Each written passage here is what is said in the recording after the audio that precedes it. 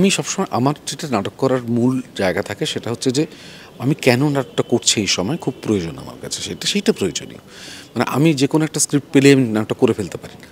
যে সময় সবসময় আমাকে কী নাটক কী কথা বলতে চাইছে সেইটা কোথায় কোন স্ক্রিপ্টের মধ্যে আছে সেইটা আমি খুঁজে বার করার চেষ্টা করি। তো সেই হিসেবে এবার এক একটা টেক্সট এক একটা ডিজাইন দেয়। মানে ডিজাইনটা তো আর আমি জোর করে এর মধ্যে ঢোকাতে পারবো না।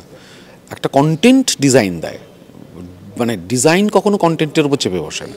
তো সেই জন্য ডিফারেন্ট কন্টেন্ট অনুযায়ী ডিফারেন্ট ডিজাইন তৈরি হয়েছে। এটা মজা করেই করলাম। সেটা হচ্ছে আমরা জেনারেলি যেটা করি সেটা জোন ডিভিশন করে করি। তো থিয়েট্রিক্যালি আমার মনে হয়েছিল যে এটা এত দ্রুত একটা স্পেস চাইছে এবং এই পুরো জিনিসটা পাওয়ার সেন্টার, মানে আমি মূলত এটাকে রেখেছি পাওয়ার, যেটা লাস্টে ভ্যানিশ করে যায়, প্রায় একদম পুড়ে যায় বা শেষ হয়ে যায় আর কি।